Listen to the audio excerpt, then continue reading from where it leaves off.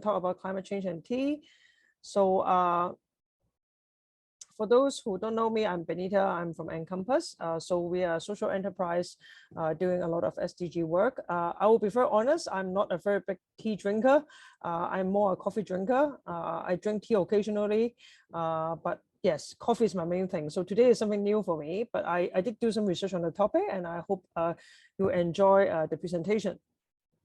So about Encompass, I know Winky has joined our program before. So we are a Hong Kong-based social enterprise. We do a lot of workshops and programs. So some of the program is like climate change and coffee, climate change and wine. And we actually use environmental topics with daily life example to try to educate people about the UN SDGs. So the SDGs, in case you're not familiar, they are the 17 goals that are developed by the United Nations to be achieved by 2030. So today I will tell you a little bit about the relationship between tea and SDGs. So climate. So today we're going to talk about climate. So climate actually have a lot of specific target. It can mean some policy as well.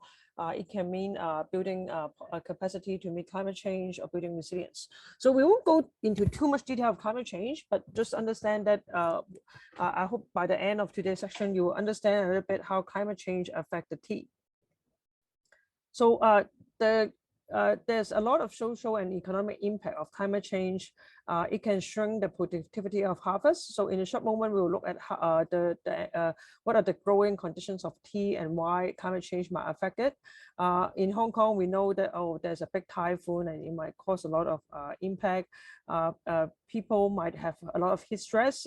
Maybe the temperature is too high, and that goes to some of the farmers in the tea industry. It's very hard. Yeah. So I have a first question for you. So I don't know how many of you are familiar with the Paris Agreement. So the Paris Agreement have the different people in the world agreeing how much we should not exceed this temperature if we don't have climate change warming. Okay, so we have 3 people. One said 1.5, and let's see what's the second person say. 2, right? Is it? Two? Okay, so actually it's 1.5. Oh. The Paris Agreement goal is 1.5 degree. Actually it's a very ambitious goal. With the current policy we are still exceeding the limit. So basically the world needs to do a lot more thing to achieve the climate change goal. So there's a lot about tea, and I think I want to do another question with you, and I hope to keep this fun. So we have different type of tea. We have milk tea, we have matcha, maybe we have bubble tea. So so a little bit about the history of tea. Do you know the oldest legend involving the first cup of tea ever consumed? So history question. China. China. Okay. Do you know the story? Actual story? No. No. Okay. But why do you guess China?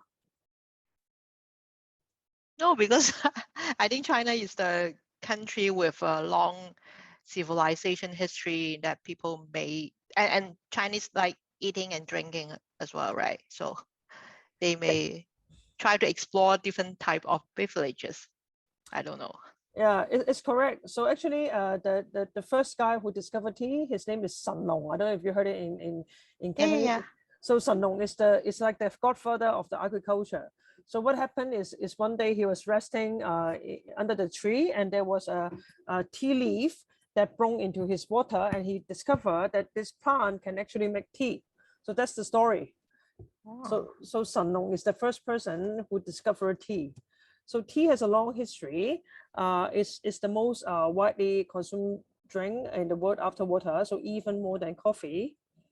And there are different types of tea. Anybody know the difference between green tea and red tea? How are they different, other than the color? So okay, so I don't know how many of you done chemistry. So about oxidation. So which are non-oxidized? Is it green tea or the red tea? Green. Ah. I I didn't study chemistry before, so. Okay. So actually more oxidation has more color. So green tea are non-oxidized and red tea are fully oxidized. And oolong tea, some of us may like oolong tea. They are between green and red tea. So each tea is processed differently. So this is a very complicated diagram, a lot of chemistry here, but basically you can see that like oolong tea is partly oxidized. Oops, sorry, it's skipping oops, sorry, my computer is thinking, I don't know what happened. But green tea is partly oxidized and black tea is fully oxidized. So the oxidation will have the different effect on the tea. Sorry, I don't know what happened with my computer. It's thinking. Okay. Sorry, give me a moment here. It's okay. Not cooperative.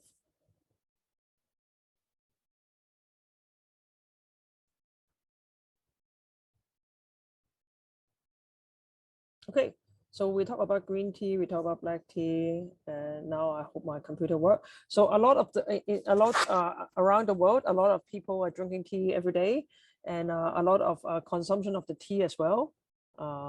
Sorry, let me just stop this presentation. I don't know what happened. It's skipping.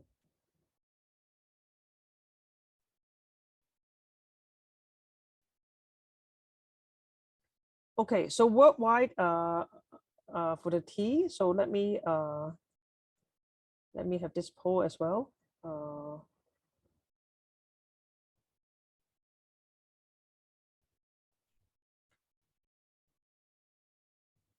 So what kind of tea brushes need what kind of climate to survive?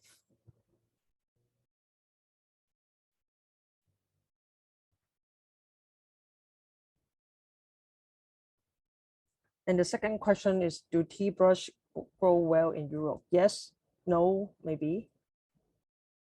What do you guess, Winky? Blind guess, no idea. Yeah, so actually, if you look at the country like China, India, Kenya, the climate required for the tea is actually hot and dry. So you need hot and dry climate for the tea, and actually for the tea brush, it didn't go well in Europe because it's a little bit too cold. So if you look at these countries, China, India, Kenya, Sri Lanka are the biggest tea producer. And if we look at the tea plant itself, is a plant called Camellia sinensis, and there are two varieties. There's a small leaf one and a large leaf Assam plant. And sometimes a hybrid of this species are also grown. The leaves may be fermented or unfermented. So a little bit about the history of the tea. So we talk about the history. The tea was first discovered in China. So tea plants are native to East Asia and probably originated in the borderlands of southwestern China and northern Burma. And the earliest record of tea drinking dates is 3rd century AD. In a medical text, also in China by Hua Tao. It's popularized as a recreational drink during the Chinese Tang dynasty. So if you like to read about Chinese literature, you may read about tea. It's a very important cultural thing as well. And the tea drinking subsequently spread to East Asian country. And then it was the Portuguese priests and merchants who introduced it to the Europe. And can you guess when did drinking tea become fashionable in Europe? So now if you look at the history, right, there's a lot of tea, like the British drink a lot of tea. But when did it first started? Can you guess? Maybe 1,000 years ago. It's actually quite recent. It's 17th century. So yeah, it's actually quite recent that drinking tea become popular in UK. So why is tea related to the SDG? So tea, and as we can see, like China, India, Sri Lanka, these are developing countries. So tea production is a main source of livelihood for this developing country. It's also a main source of income and export revenue for some of the poorest country. It's a very labor intensive sector, so you need a lot of workers. So it provides jobs, especially in remote and economically disadvantaged area. So it plays a role in rural development, poverty reduction, and food security. Tea consumption is also related to health. It can bring it can bring health benefits. So Winky, do you know what kind of health benefits do tea drink? So you drink tea quite a lot. So why is it good for you? Stay awake So in there's the some afternoon. caffeine. There's some caffeine. It's not healthy, right? That's just a waking effect. But what other effect there is? I think like they say if you drink tea more, you will have like a better skin or like stay young, something like that. Okay, I don't so know. and the reason is better skin is because they have the antioxidant. So Yeah. the antioxidant is a good chemical. It's also anti-inflammatory. And some tea also have weight loss. So some people say, oh, if you drink more tea, you actually can lose some weight. So tea is quite important. And tea grow in certain temperature, in certain environment. For example, changes in temperature and rainfall, with more floods and droughts, it can affect yield or tea quality. Let's look at what are the conditions for tea. So this is slightly technical, but I think it's important to know before we understand the impact of climate change. So tea plant is an evergreen bushes. It flourishes in both tropical, subtropical, and temperate region at elevation below 3,000 meters. So tea grow in a wide range of latitude between 32 degrees south and 42 north. It needs a minimum annual rainfall of 1,200 millimeters, and the average optimal humidity of more than 70 to 75%. So it can't be too dry. It can survive a wide range of temperature from 10 degrees to 30 degrees. It also needs solar radiation to reach it. But excessive rain can cause water deficit in tea plants due to high evaporation. So this is an important factor to consider how climate change might affect the tea. So there's actually, sorry, do you have a question, Winky? Oh, no. Go ahead. Yeah. So internationally, there's an International Tea Day. I don't know how many of you know that. So it's actually to celebrate the importance of tea for rural development, sustainable livelihood, and contribution to the SDG. So tea processing and production is very important, as we said, for millions of people in the least developing country. Tea export also help to finance food import bill, supporting the economy. And the specific agroecological condition which tea thrives are in areas that are highly vulnerable to climate change. So in a moment, I will show you some graph. And to ensure benefits for both people and environment, the tea value chain must be sustainable at all stages, from the field to the crop. So there's some technical thing. Winky, are you familiar what mulching is? Have you heard of this term? No. So mulching is a horticultural practice. It involves spreading the layer of material on the ground around the plants to protect the roots from heat, cold, or drought, or keep the food clean. So if climate change happens, then the mulching is not as effective. It means that there will be more pests. So actually, in higher temperature will allow insects that attack the tea plants to survive winter, giving them more time to reproduce. So there will be more pests. There will also be more carbon dioxide released to the atmosphere through deforestation. There will be reduced or limited rainfall pattern or limited ground and river water. So it will affect so as we can see, the plant need more water to grow, and it will also decrease the biodiversity and ecosystem function. So these are some of the impact of the climate change on tea. And in terms of the socio-economic implication, plants have a big effect on the estate sector, on the wages, on the workforce, maybe about how farmers are being represented. So this is a very complicated diagram here. It's a research done in 2020 about how climate change may affect major China producers. So you can see this is a map of China. So basically, what they find is in places, for example, in India and China, climate change seems to be shifting the time of the season. So in Yunnan, which is a very popular tea growing area, the onset of monsoon season is falling earlier, so it cut short the drier spring. So this is what this picture is showing you, the changes in the in the temperature and its effect on the tea. So here's another diagram. A lot of things, but basically the four major regions, Sri Lanka, Kenya, India, and China. You can see that the climate change have different effect on this four region about what the suitable habitat is. So it might affect the annual participation, it might affect the diurnal range, effect of the seasonality. So climate change have effects throughout all the countries that are growing tea. So here's another diagram. So climate change affect how and where tea can be grown, and whether a smaller scale tea farmer can continue to depend on the tea. So this map illustrates without intervention the four main tea growing regions. So like you can see like currently the growing region is green, so the dark green color is suitable. But in future, in 2050, because of the climate change, it will affect. There will be less area suitable for farming.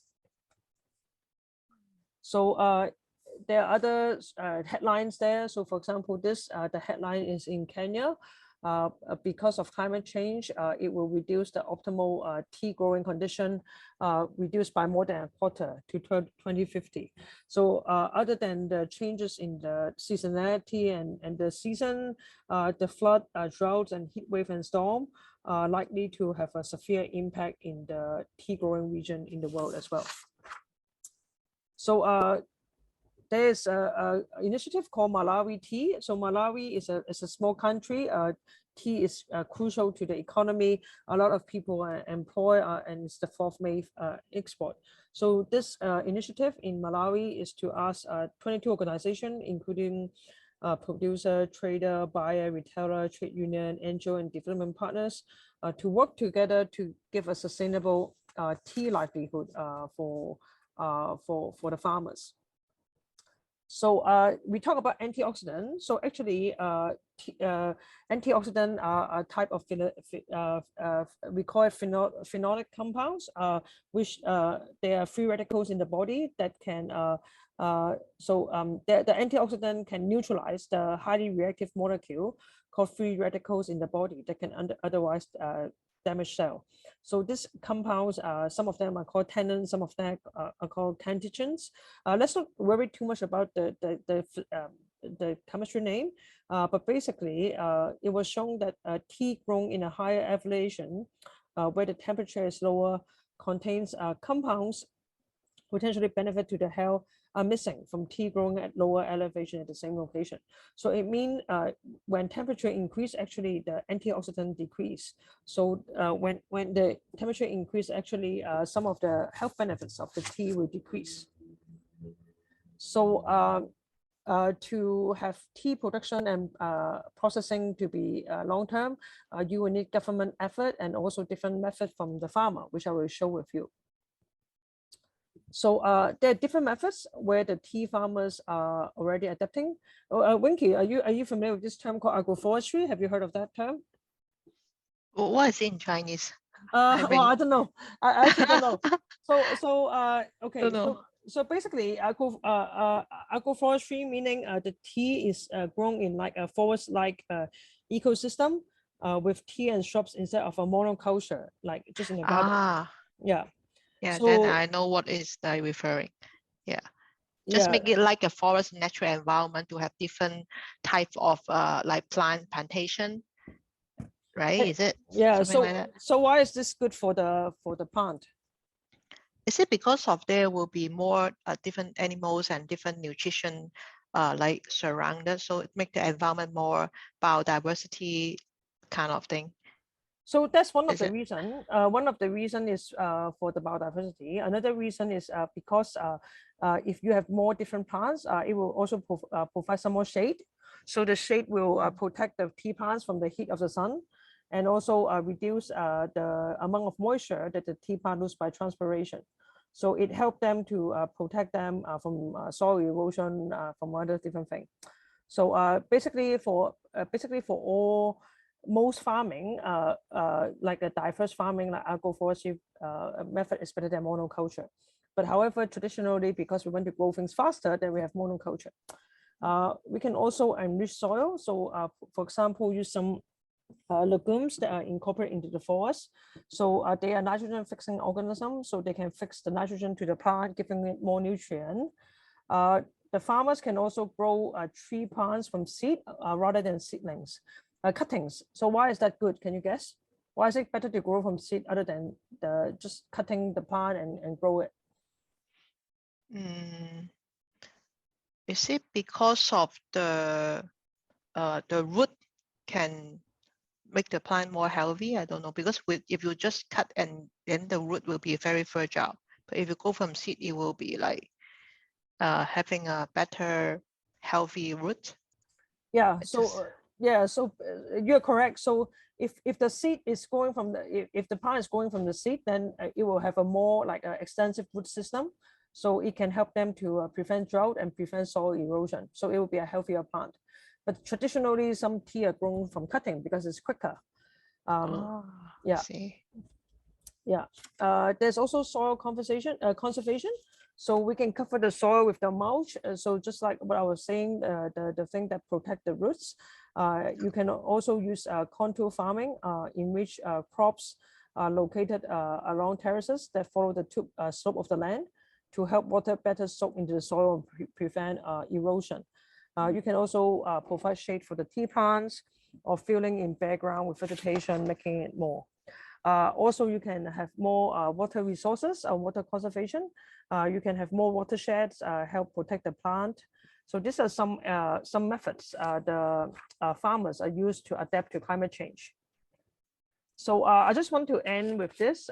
These are some I'm sure you have heard about different things. You can eat plant-based diet. You can use maybe less aircon, use more fan. If you have a broken machine, instead of throw it away, maybe try to repair. So I want to keep this short and make it more interactive.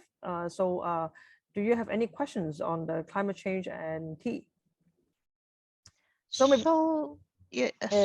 basically, the climate change is not only affecting the tea industry as well, right? Because what you are saying is like the temperature, all this, it will affect a lot of other agriculture activities as well, right? Yeah. So I mean the heat is not only affecting the plant, it's also affecting the worker, right? So as I said, if the temperature is too high, the worker may get heat stress and they may I mean it will affect their productivity. And also, like, it's not only the tea industry, right? Because a lot of this countries are producing other crops as well. It also will have a big effect. So we actually did a climate change and coffee talk a while ago, and we also talk about the impact of climate change on coffee. So I mean, basically, climate change affect wine, it affect coffee, affect tea, it affects different crops in different ways, I would say. Yeah. Right. Yeah. Thank you. Maybe I'll just end the recording first.